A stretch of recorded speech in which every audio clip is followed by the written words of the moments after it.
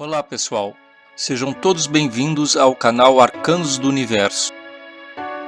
Apresento a vocês o primeiro vídeo da série Mistérios Decodificados, onde pretendo abordar diversos assuntos relacionados aos mistérios que envolvem o oráculo do tarô.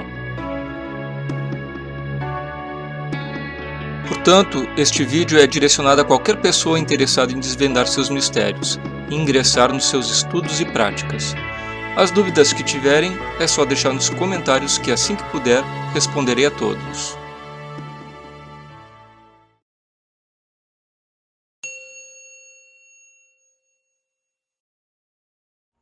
Agora irei falar sobre a estrutura de um baralho de tarô.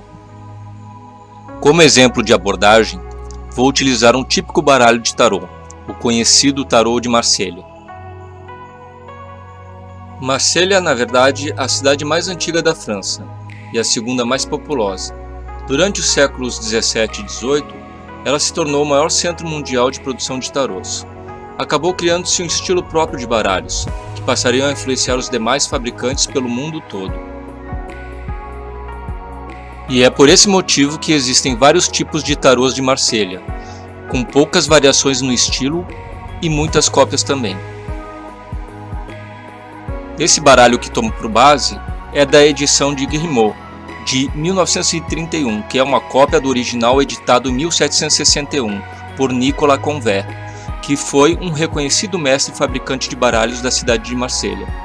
Assim, esse tarô se tornou referência para todos os baralhos considerados do estilo tradicional ou clássico. É claro que existem baralhos mais antigos que o de Marselha, e com características bem diferenciadas ou parecidas, mas para todos os efeitos vou usar como exemplo o de Marselha mesmo, isso porque ele é o mais conhecido e mais comercializado de todos. Geralmente, um baralho de tarô, para ser considerado tradicional, ele tem que ser composto de 78 cartas. Isso não quer dizer que um baralho com mais ou menos cartas não possa também ser considerado um baralho de tarô. Mas o mais comum de se encontrar é um que contenha no total as 78 cartas, sendo que 22 delas são denominadas de arcanos maiores e as 56 cartas restantes de arcanos menores. Nos arcanos maiores estão impressas diversas gravuras constituídas em sua maioria de figuras humanas, contendo ainda algumas outras figuras que podem ser mitológicas ou de animais, onde cada uma dessas figuras compõe uma determinada cena, recheada de simbolismo e arquétipos, de forma que possam retratar uma época, cultura ou história. Além disso, essas mesmas cenas podem sofrer diversas variações na forma em que são apresentadas. Isso acontece porque a criação dos arcanos pode ter sido inteiramente inspirada ou baseada em alguma temática bem atípica, o que pode alterar completamente a composição artística de cada lâmina e a estrutura do próprio baralho, o modificando ao ponto de ficar muito diferente daquilo que se espera de um baralho considerado tradicional. Em todos os casos, na maioria dos baralhos já criados, cada arcano maior possui pelo menos um título, como o Louco, o Mago, a Papisa, a Imperatriz, o Imperador e assim por diante, e uma numeração que pode ir do 0 ao 21, ou do 1 ao 22. Salvo os baralhos mais antigos, os quais não possuíam numeração alguma e nem sequer títulos, somente as gravuras.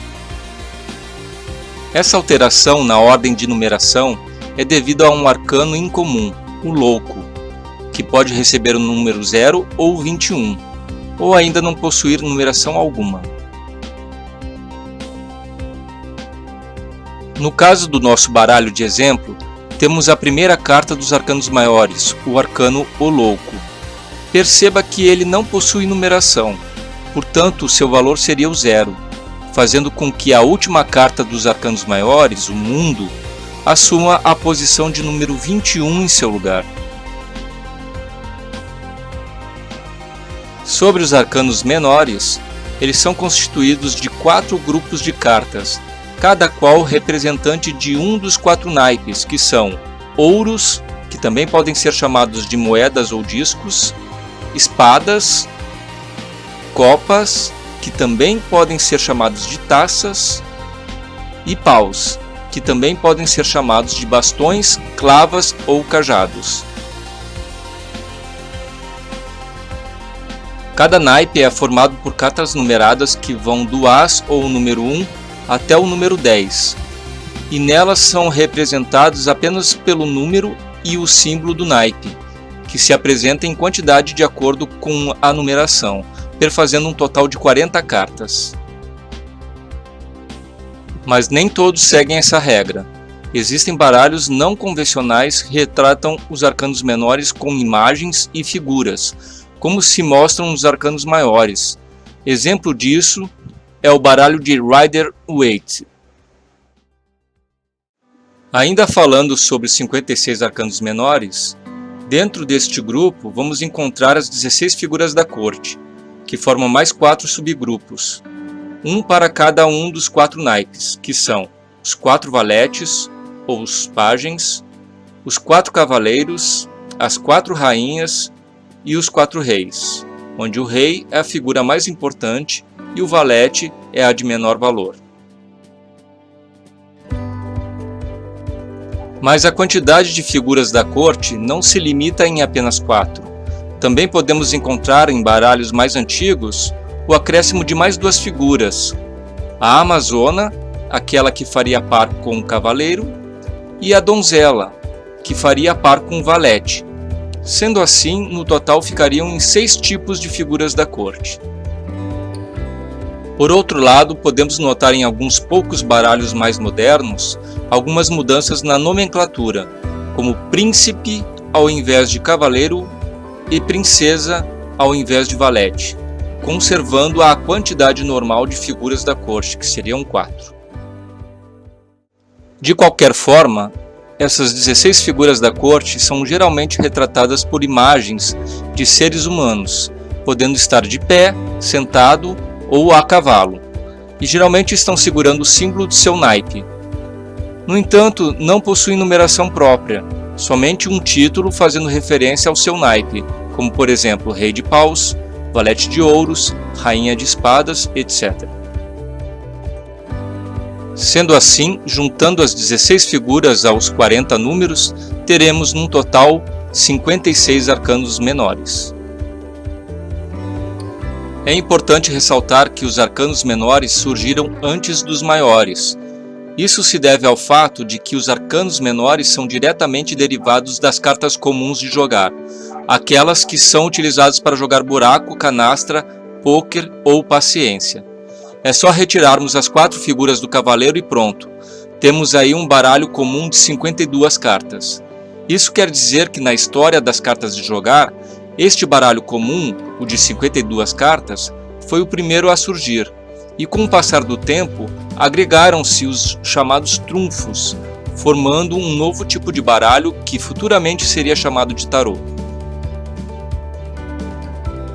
É justamente essa adição dos arcanos maiores ao baralho que já existia que definiu e caracterizou o tarô como ele é hoje em dia. E a cada lugar por onde este novo baralho surgia, ele ganhava novas características, se desenvolvendo em uma outra linha de evolução, diferente das cartas de jogar. Com o advento da cartomancia e do movimento ocultista na Europa, o tarô ganhou uma nova definição. Além de utilizá-lo de forma lúdica como cartas de jogar, ele passou a servir também como oráculo.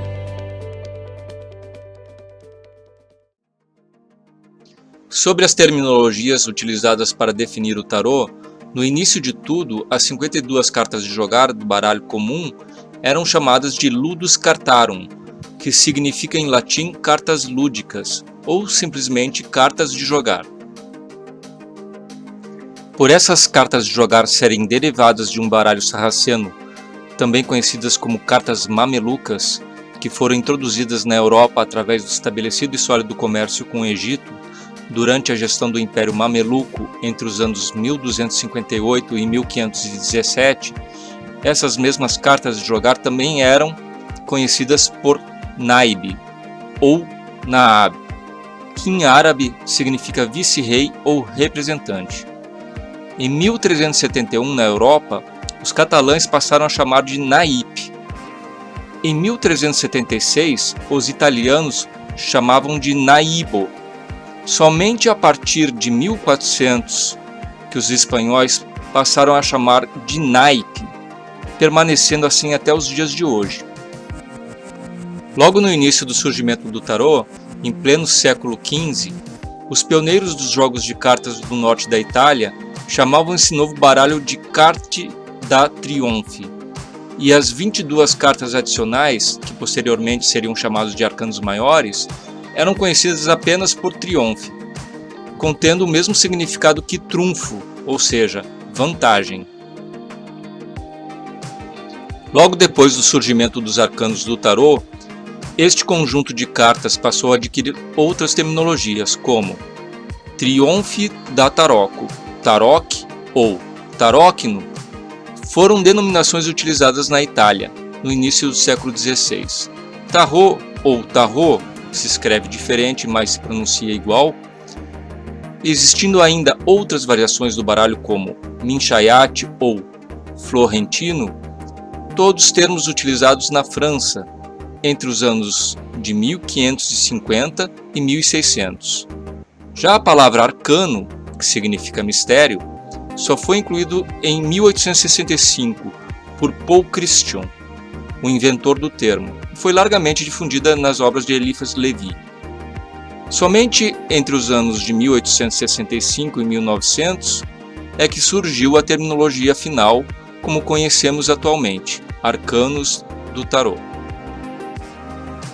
Já no século XX, cada país passou a nacionalizar a palavra tarô de acordo com sua língua, que acabou ficando da seguinte maneira. Na Itália se escreve assim, se pronuncia tarocco. Nos países germânicos se escreve assim e se pronuncia tarok. No leste europeu se escreve assim e se pronuncia tarok. Na França e nos países onde se fala o inglês, ou seja, na maior parte do mundo, se escreve assim e se pronuncia tarô. E por fim, no Brasil e nos países onde se fala o português, se escreve como se pronuncia, tarô. Com o surgimento do tarô, gradativamente foram surgindo também algumas funções para este novo tipo de baralho.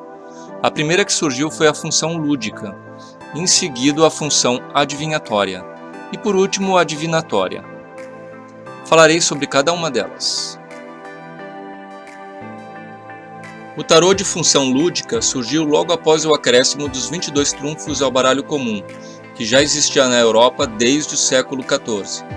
Isso possibilitou o surgimento de jogos mais elaborados como o bridge, onde essas cartas adicionais, os arcanos maiores, tinham como única e verdadeira função a de superar qualquer outra carta comum, ou seja, os arcanos menores, durante as disputas de cada uma das rodadas dos conhecidos jogos de vazas. Até hoje em dia existem campeonatos anuais em Avignon, na França, do conhecido Jogo dos Reis, onde se joga com 4 jogadores e com as 78 cartas do tarô. Já o tarô de função adivinhatória nasceu em meio ao desenvolvimento da cartomancia. A palavra cartomancia vem da junção de duas palavras, cartas e manteia, que significa um meio ou método de prever o futuro através das cartas. A cartomancia surgiu primeiramente em meio aos baralhos comuns de 52 cartas, aqueles que foram inicialmente destinados aos jogos de cartas de função lúdica. Logo depois, quando o tarô passou a ser mais conhecido e difundido por toda a Europa, principalmente durante o movimento ocultista, princípios da magia, alquimia, cabala e astrologia, as ditas ciências ocultas, foram gradativamente incorporando-se ao tarô, originando diversas metodologias e conceitos a respeito da extensa e complexa simbologia contida em suas lâminas. Os ocultistas da época acabaram criando em torno do tarô uma aura de mistério, e assim ele passou a ter características divinatórias próprias, surgindo, portanto, a taromancia, que significa um meio ou método de prever o futuro através do tarô. Embora a divinação seja facilmente confundida com adivinhação, não é a mesma coisa. Enquanto na adivinhação o cartomante usa apenas a intuição ou pressentimento para acertar as respostas, na divinação o cartomante se torna oraculista e geralmente entra num processo mediúnico que pode ser de caráter ritualístico ou religioso, mas que favorece um contato com forças sobrenaturais ou divinas com o propósito de buscar respostas. Foi dessa maneira que o tarô, além de ser utilizado para prever o futuro, ganhou poderes oraculares. Sendo assim, logo criaram-se várias sociedades e ordens secretas com base no tarô, com o propósito de descobrir suas chaves ocultas que revelariam todos os mistérios da evolução humana, e também de criar um sistema eficiente de iniciação esotérica. Hoje em dia, o tarô é largamente utilizado em todo o mundo e sob diversas formas. Tornou-se um renomado objeto de estudo e envolto de mistérios ainda não decifrados. Mesmo assim, é considerado uma excelente ferramenta de trabalho, orientação e resolução de problemas, bem como um dos oráculos mais respeitado e acessado no mundo todo. Antigamente, o ocultismo e a cartomancia sofreram muitas perseguições e proibições no mundo todo. E até pouco tempo atrás, mais precisamente em 1997, os oraculistas e esotéricos, de um modo geral, podiam ser presos de acordo com a legislação brasileira de 1941. No entanto, em 9 de outubro de 2002, de acordo com a Portaria Ministerial número 397, foi instituída uma nova classificação brasileira de ocupações, o CBO, para aquele que se enquadra como esotérico, sob o código 5168-05, que são analista Kirlian, aquele que fotografa a aura, o cartomante, cristalomante, aquele que faz previsões com cristais, o frenólogo, aquele que determina o caráter e caracteriza traços da personalidade através da forma da cabeça, o leitor de oráculos ou oraculista,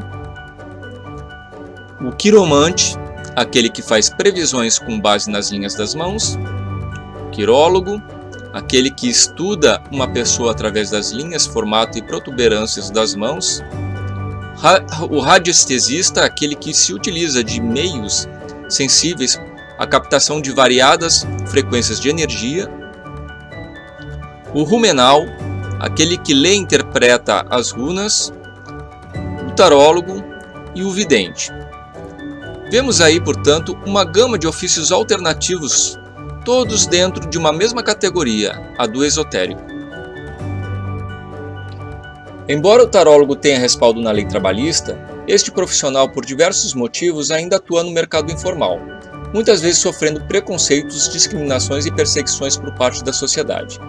Sabe-se, portanto, que existe muito charlatanismo nessa área, e muitas pessoas ditas videntes ou cartomantes, que se aproveitam da fragilidade e vulnerabilidade dos outros, utilizam as cartas para aplicar golpes de estelionato. É justamente por causa desses poucos indivíduos de péssima índole que acabam denegrindo a imagem e o trabalho daqueles que o fazem corretamente, e que trabalham com ética e deveres, tudo conforme a regulamentação que está no site do Ministério do Trabalho e Emprego. Portanto, vale a pena conferir. De qualquer forma, não é nada fácil trabalhar como tarólogo, pois ao contrário do que dizem, para se dar bem nesse ofício e ser reconhecido, além de exigir uma boa intuição ou dom da manteia, que é a capacidade de prever o futuro, necessita também de uma força de vontade tremenda, e isso para vencer desafios. Também é preciso ter um bom senso de ética e tato para poder lidar com sua própria clientela e com o público em geral. Um conhecimento prévio pode deixar o profissional bem melhor preparado, sendo assim o estudo se torna extremamente necessário. Em hipótese alguma, deve-se esquecer da higiene própria e local, e ter certos cuidados com o ambiente, proporcionando assim um bem-estar para a sua clientela. O bom senso se torna essencial na hora de atender e expressar suas ideias e orientações, bem como cobrar suas consultas. Mas nada que a prática e a experiência de alguns bons anos possam direcionar o tarólogo para um grande sucesso do seu trabalho.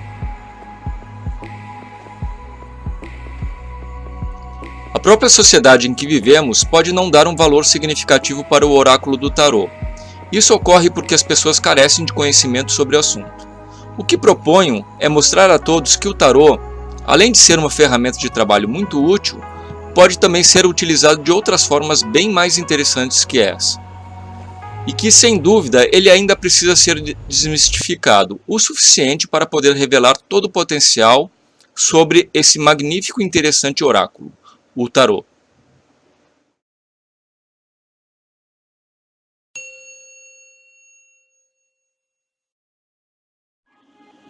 Ainda existe muita especulação não só sobre a origem do tarô, mas principalmente a respeito do propósito com o qual esse grupo de cartas foi criado.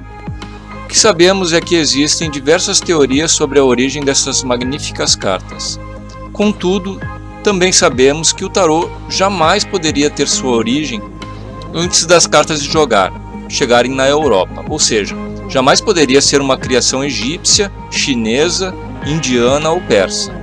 De acordo com os registros, o tarô foi, sem sombra de dúvida, uma criação europeia, provavelmente originária do norte da Itália, que se iniciou logo depois da difusão das cartas do baralho comum na Península Ibérica. Essas cartas seriam as famosas cartas mamelucas, conhecidas também como cartas sarracenas, que chegaram na Europa por entre os anos de 1375 e 1378, mais precisamente na Espanha e na Sicília. Mas foi na Espanha que surgiram os primeiros naipeiros, os pintores e fabricantes de moldes para cartas, tornando a Espanha o maior centro de criação, produção e difusão das cartas de jogar. A partir daí, quando esses pioneiros jogos se tornaram populares ao norte da Itália, no século XV, coube aos europeus acrescentarem 22 novas cartas, ou trunfos, à sua composição, surgindo daí as chamadas Carte da Trionfe. As mais antigas referências documentais do surgimento do tarô foram encontradas na cidade italiana de Ferrara, em 1441. Nestas cartas foram utilizadas imagens com a iconografia popular típica da época, cujas alegorias eram extensivamente usadas na ilustração de livros e na ornamentação arquitetônica. Após sua criação no norte da Itália, o jogo de tarô e as respectivas cartas usadas para sua prática espalharam-se para a Suíça, sul da França, Áustria e a Alemanha, a partir do século XVI. Somente mais tarde, entre os séculos XIX e XX, é que o tarô alcança a Inglaterra e a Península Ibérica. E foi de maneira tardia, somente no século XX, que o tarô acabou se difundindo para o mundo todo. Os desenhos usados tanto nas cartas normais como nos trunfos foram sendo gradualmente modificados, adequando-se ao gosto e à iconografia popular das regiões em que chegavam, muitas vezes abandonando-se completamente a simbologia originalmente concebida para os trunfos dos primeiros tarôs italianos, popularizado posteriormente pelo famoso tarô de Marselha, utilizado tanto na cartomancia como para fins esotéricos.